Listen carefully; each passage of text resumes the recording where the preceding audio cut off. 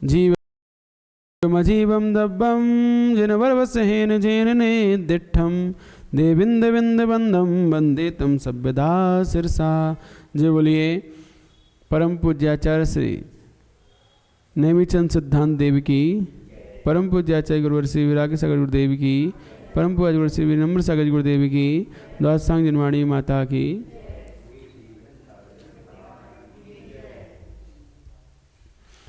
कल हमारी 5 गाथाएं पूर्ण हो चुकी थी, आज 6वीं गाथा। अष्ट चतुनान दंसन सामन्नम जीव लक्षणम भनियम भवहारा शुद्धनया शुद्धम पुनदंसनम नानम।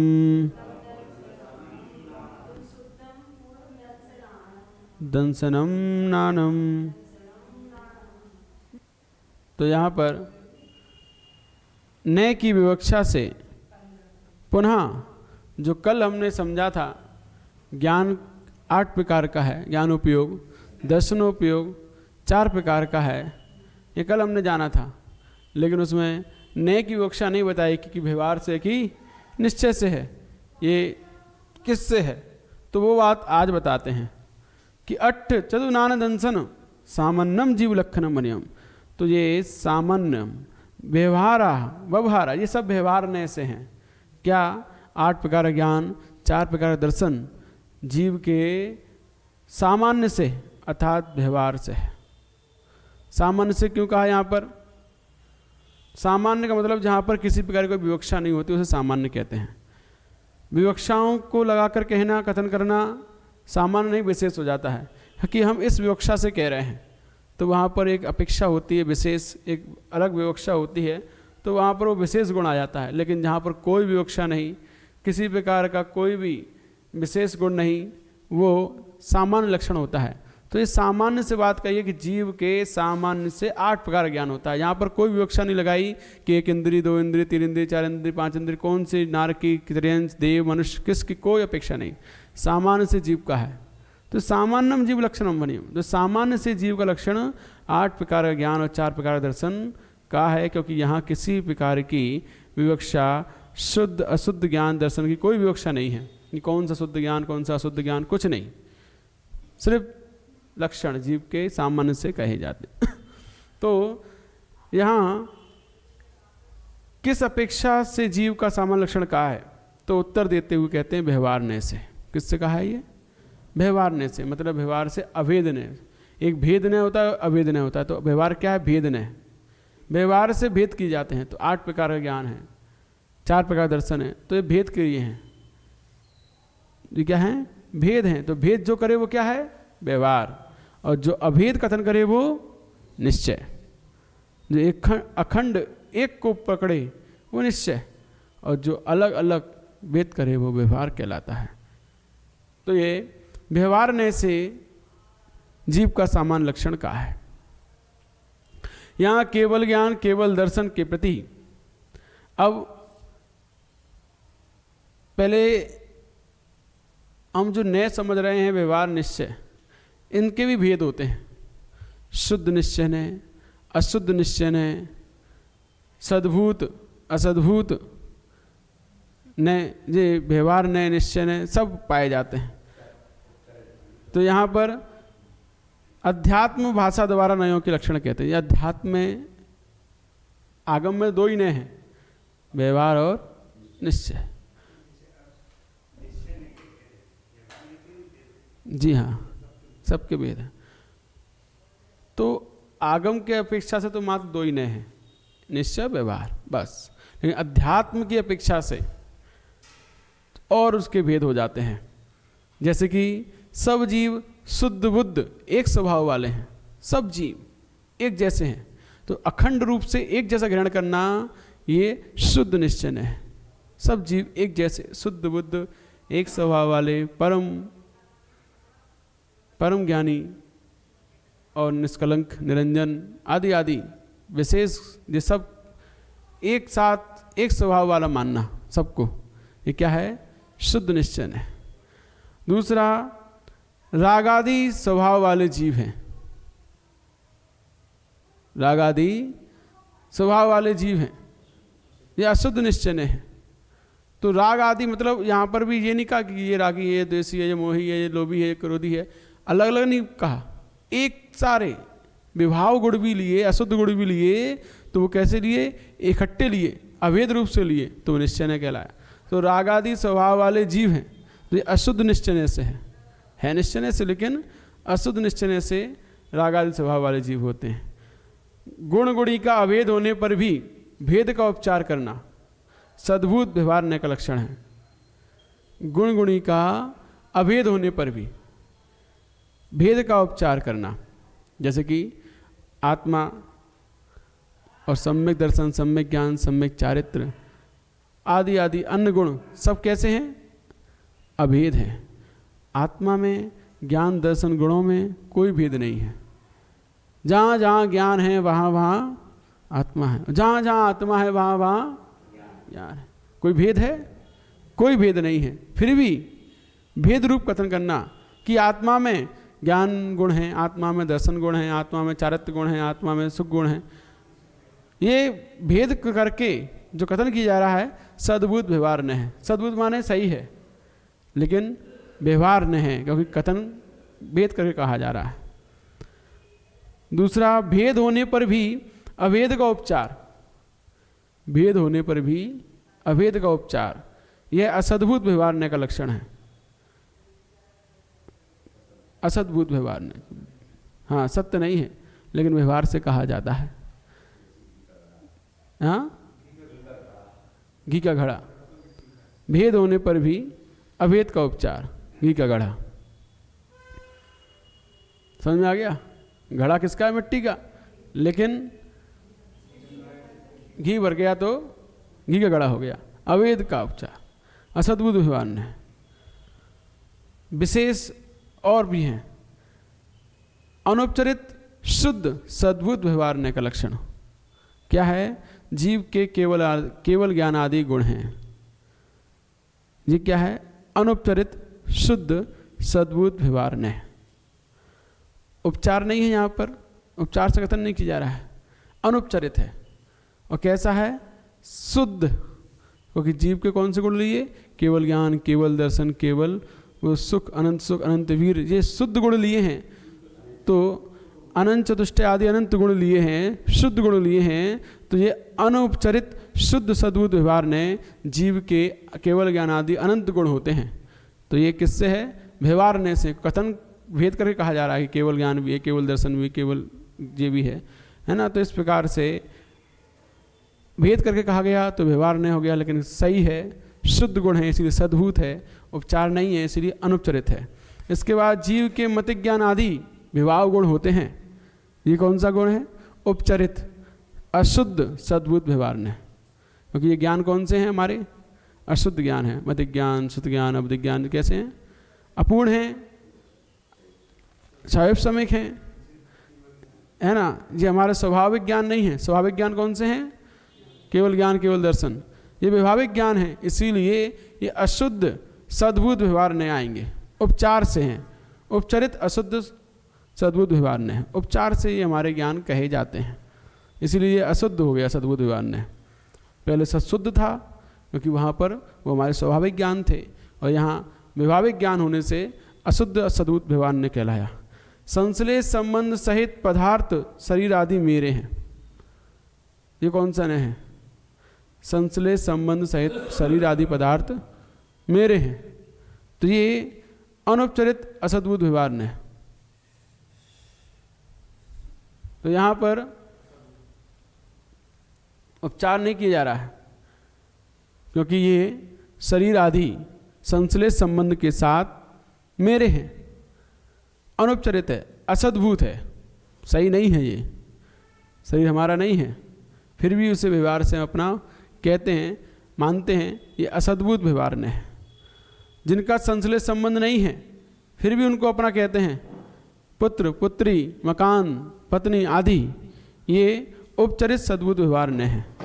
जो उपचार से नहीं होने पर भी अपने कहना उपचरित असद्भुत व्यवहार ने। इस प्रकार ये अध्यात्म की भाषा में 8 नए कहे गए हैं।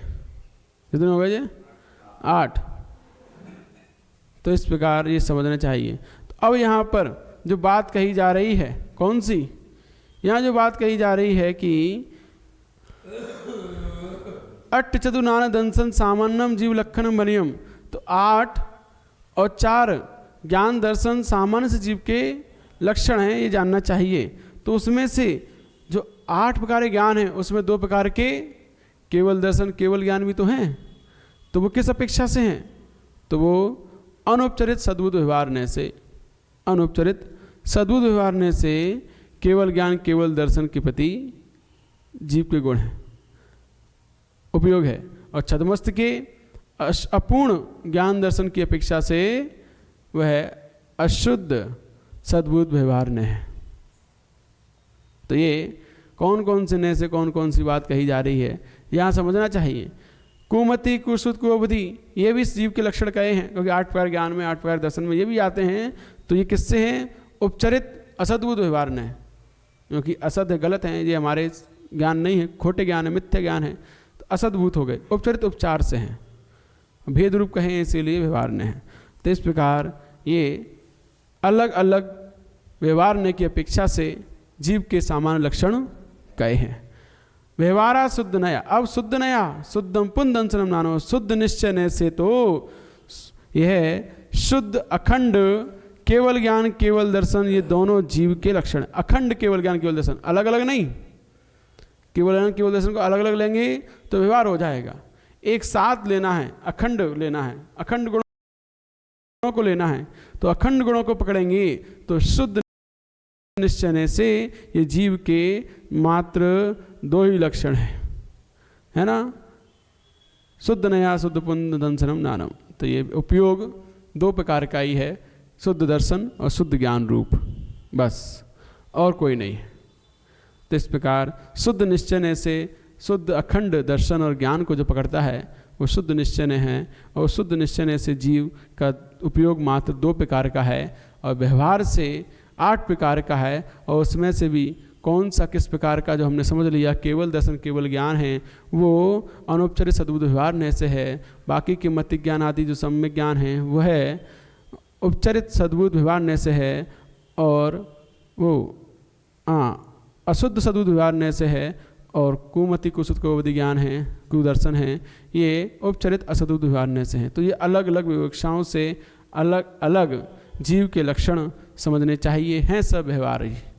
निश्चय से तो केवल और केवल शुद्ध निश्चय से दर्शन शुद्ध ज्ञान ही जीव के लक्षण होते हैं। ये बात यहाँ समझाई गई है। समझ में आया? सब ऊपर से गया तो बोर्ड पे समझने पड़ेंगे। जैसे पेरन ने इन 6 नयों को परिभाषाओं को लिखना पड़ेगा, कॉपी पेन लेके आना पड़ेगा, उसके बाद आपको समझ में आएगा। क्योंकि ये द्रव्यान योग है, आध्यात्मिक ग्रंथ है, अध्यात्म की भाषा में ये सारे नयों का प्रयोग किया जाएगा। सद्भूत असद्भूत उपचरित अनुपचरित नहीं है, फिर भी कहा जाता है उपचार से। एक बिना उपचार के, एक उपचार से कहा जाता है, एक बिना उपचार कहा जाता है। हाँ हाँ, ये आपका उपचरित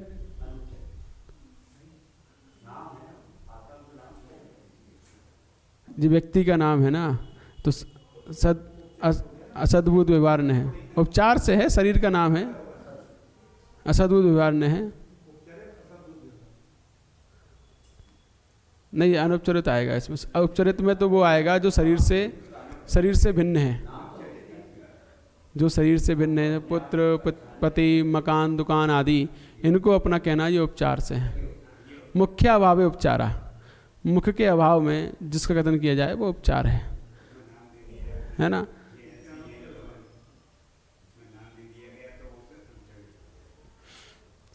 तो यहाँ पर ये नयों की विवक्षा से जीव के लक्षण कहे। अब आपकी किताब के अनुसार आप समझ लो सरल भाषा में, गाथा क्रमांक 3 में जीव के लक्षण प्राणों की अपेक्षा इस गाथा में उपयोग की अपेक्षा का है। शुद्ध निश्चय ने केवल अभेद रूप दर्शन ज्ञान ग्रहण करने वाला है, उससे जीव का शुद्ध दर्शन शुद्ध ज्ञान उपयोग लक्षण का है। यहाँ शुद्ध दर्शन ज्ञान कहने से तात्पर्य है कि उपयोग में रागादि भावों की अशुद्धता का अभाव होना है। तो जहाँ पर रागादि भाव की अशुद्धता है वहाँ पर शुद्ध निश्चय से ये जीव के लक्षण हैं। इस गाथा का तात्पर्य यह है कि संपूर्ण जीवों में उपयुक्त ज्ञान दर्शन में कोई ना कोई ज्ञान दर्शन अवश्य रहेगा ही रहेगा, चाहे वो कोई भी किसी प्रकार का जीव हो, एक इंद्रिय हो चाहे पंचेंद्रिय हो, नरक गति का हो, त्रियंच का हो, कहीं भी हो, सिद्ध हो, वहाँ भी मुक्ति होने के बावजूद भी जीव के अंदर कोई ना कोई दर्शन ज्ञान रहेगा ही रहेगा। ये उन लोगों का इसमें समाधान किया गया है जो लोग न्यायिक मत वाले या सांख्य मत वाले कहते हैं कि जीव शुद्ध होने के बाद निर्गुण हो जाता है, उसके अंदर कोई गुण नहीं रहते। तो उनकी बात का यहाँ पर खंडन करते हुए ये बात कही जा रही है कि जीव शुद्ध निश्चय से शुद्ध दर्शन शुद्ध ज्ञान उपयोग वाला है। चाहे जब वो मुक्त हो जाता है तो वो शुद्ध दर्शन शुद्ध ज्ञान वाला होता है, निर्गुण नहीं होता। ये बात यहाँ कही है। द्रव्याश्रया निर्गुणा गुणा है, हाँ यहाँ पर क्या है, निर्गुणा गुणा जो कहा है, निर्गुण गुण क्या कहते हैं, कभी बिना आश्रय के नहीं रहते।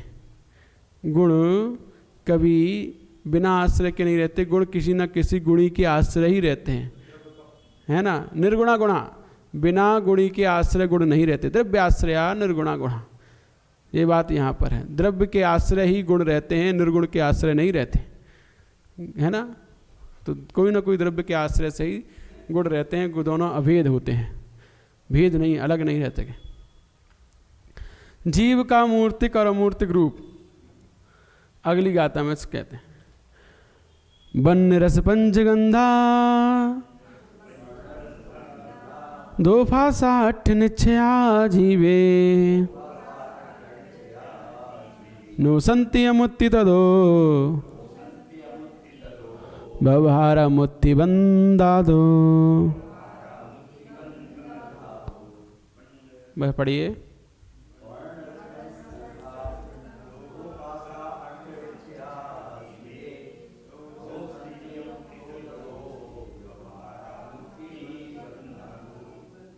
तो यहाँ कहा जा रहा है निश्चय से जीव में 5 वर्ण 5 रस 2 गंध 8 स्पर्श नहीं है।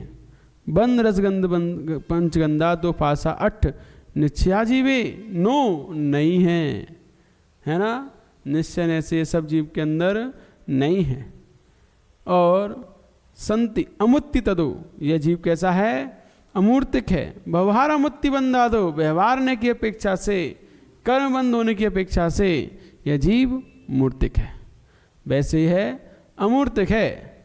जो लोग शरीर को ही जीव मानकर जीते हैं, चार्वाक मत वाले, उनकी बात को यहाँ पर समझाया जा रहा है कि यह जीव निश्चय से 5 रस 5 वर्ण और 2 गंध 8 स्पर्श वाला नहीं है, ये तो अमूर्तिक है। कर्मबंध होने कारण से मूर्तिक कहलाता है व्यवहार से। ये बात यहाँ बतलाई गई है। अब यहाँ पर सफ़ेद पीला नीला लाल तथा काला, ये 5 वर्ड होते हैं। कौन कौन से? सफ़ेद पीला नीला लाल और काला। 4 लाल 1 सफ़ेद, हाँ 4 लाल और 1 सफ़ेद, पीला नीला लाल और काला। 5 वर्ण ये हो गए। 5 रस, चरपरा कड़वा कसायला खट्टा मीठा, ये 5 रस। सुगंध दुर्गंध 2 गंध और 8 स्पर्श कौन से होते हैं? ठंडा गरम, कड़ा नरम, रूखा चिकना, हल्का भारी। ये 8 प्रकार के स्पर्श शुद्ध निश्चय से शुद्ध बुद्ध स्वभाव धारक जीव में नहीं होते।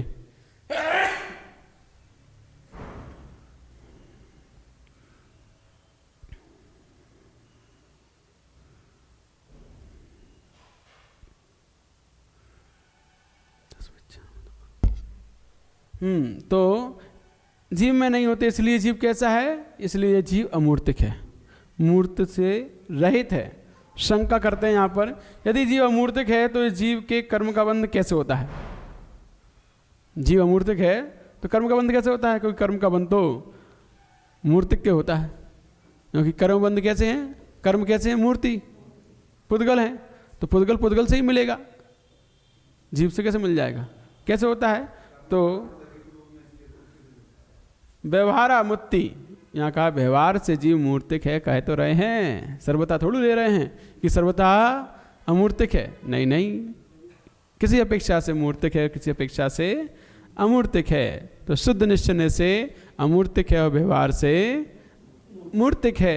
इसीलिए क्योंकि जीव अनुपचरित असद्भुत व्यवहार ने से ये जीव मूर्तिक है। अनुपचरित, उपचार नहीं इसमें, है ना, असद्भुत व्यवहार ने है, सही नहीं है, फिर भी वो व्यवहार ने से कहा गया है कि जीव मूर्तिक है। तो जीव मूर्तिक होने से कर्मबंध उसके होता है, क्योंकि जब तक वह इन कर्म परमाणुओं से पुद्गलों से बना रहेगा तब तक कर्मों को और खींचता रहेगा, इसीलिए उसकी कर्मबंध होता है। शंका, जीव मूर्त भी किस कारण से है? क्यों है मूर्त? वो बंधा दो, बंदी कारण से। तो अनंत ज्ञान आदि की प्राप्ति रूप जो मोक्ष है, उस मोक्ष के विपरीत अनादि कर्म के बंधन के कारण जीव मूर्त है। यदि ये कर्म बंध ना हो तो जीव कभी भी मूर्ता को प्राप्त नहीं हो, सदैव अमूर्तिक रहे। लेकिन वो कर्म बंध चला आ रहा है अनादिकाल से, इसीलिए अभी तक मूर्त अवस्था में है। कथनचित मूर्त कथनचित अमूर्त जीव का लक्षण है, सर्वथा मत मान के चलो। कहा भी है कर्मबंध के प्रति जीव की एकता है और लक्षण से उस कर्मबंध की भिन्नता है, इसीलिए एकांत से जीव के अमूर्त भाव नहीं है। एकांत से मत कहो कि जीव अमूर्तिक ही है, अमूर्तिक ही है। यदि ये ही लगा देंगे कि अमूर्तिक ही है तो फिर हाँ एकांत हो जाएगा, वहाँ पर कर्मबंध का अभाव हो जाएगा। कर्मबंध किसका होगा? अमूर्तिक के कर्मबंध नहीं होता है, कर्मबंध मूर्तिक के ही होता है। इसीलिए अमूर्तिक अमूर्तिक ही है, ये कहाँ लगेगा? ये लगेगा सिद्धों के। कहाँ लगेगा? ये सिद्धों के, सिर्फ और सिर्फ उनके जो आत्मा शुद्ध हो चुकी है पूर्ण रूप से रूपेण, उनके लगेगा। शुद्ध निश्चय से ये आत्मा अमूर्तिक है वहाँ शुद्ध अवस्था में, और किसी के नहीं। लोग कहते हैं हम तो त्रिकाली शुद्ध हैं। कहाँ से त्रिकाली शुद्ध है? तुम त्रिकाली शुद्ध होते तीनों कालों में, भूत भविष्य वर्तमान में, तीनों कालों में शुद्ध होते, यहाँ धरती पे काय के लिए होते? वहाँ बैठो सिद्ध शिला पे, क्योंकि तीनों कालों में सिद्ध शुद्ध तो वही है जो कर्मबंध से रहित है। हाँ वही तो त्रिकाली शुद्ध कहते हैं अपने आप को, हम तो त्रिकाली शुद्ध हैं। कहाँ से? अगर त्रिकाली शुद्ध हो जाए जीव तो कर्मबंध किसके होगा? क्योंकि शुद्ध जीव को कर्मबंध नहीं होता है। इसका तात्पर्य यह है कि जिस अमूर्त आत्मा की प्राप्ति के अभाव से इस जीव ने अनादि संसार में भ्रमण किया है, उसी अमूर्तिक शुद्ध स्वरूप आत्मा का मूर्त पांचों इंद्रियों के विषयों का त्याग करके ध्यान करना चाहिए। तो ये बात कही जा रही है यहाँ पर कि अमूर्त आत्मा की प्राप्ति के अभाव से अभी इस जीव ने अनादि संसार में भ्रमण किया है ना। हम लोगों ने अभी तक अमूर्त जो हमारी आत्मा है, अमूर्तिक है, उसकी प्राप्ति नहीं कर पाए। इस कारण से संसार भ्रमण कर रहे हैं, निरंतर चल रहा है। तो हमें उसी अमूर्तिक शुद्ध आत्मा, शुद्ध स्वरूप आत्मा का मूर्त पांचों इंद्रियों के विषयों का त्याग करके फिर ध्यान करना चाहिए, तब जाकर हम उस अमूर्तपने को प्राप्त हो पाएंगे। ये बात इस गाथा में कही गई। इस प्रकार चार्वाक मत के प्रति जीव की मुख्यता से अमूर्त सिद्ध करने वाला सूत्र कहा है। तो ये चार्वाक मत कहता है ना, जीव तो मूर्त की है, कोई जन्म मरण पुनर्जन्म नहीं होता है। एक बार आओ, खाओ पियो मौज करो, घी ऋण लेकर पियो, कर्जा लेकर घी पियो, लेकिन मस्त रहो। कोई किसको पुनर्जन्म लेना है? एक बार जल गया शरीर, खत्म कहानी। शरीर रूपी आत्मा होती है, ये चार्वाक मत कहता है। इसीलिए उसकी बात को खंडन करने के लिए बात यहाँ समझाई गई है कि जीव किस प्रकार से मूर्त है और किस प्रकार से अमूर्त है। आगे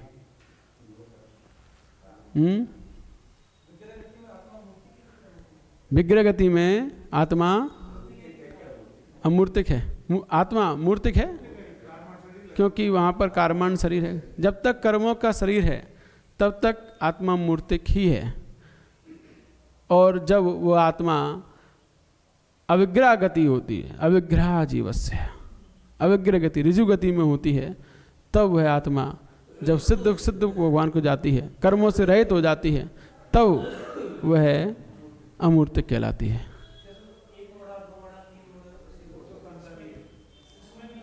सब में सब संसारी हैं, जहाँ भी जन्म मरण हो रहा है वहाँ आत्मा मूर्तिक ही है। तो ये कर्मबंध के कारण ही तो जन्म मरण हो रहा है। और कर्मबंध कैसे हैं? कर्मबंध सहित आत्मा मूर्तिक ही कहलाएगी। कौन से नय से? अनुपचरित असद्भुत व्यवहार नय से, है ना। ये इस नय से ये आत्मा मूर्तिक कहलाती है। ठीक है, आज के लिए 2 गाथा अपनी हो गई, इसके आगे अपन कल समझेंगे। समय भी पूरा हुआ 4:30।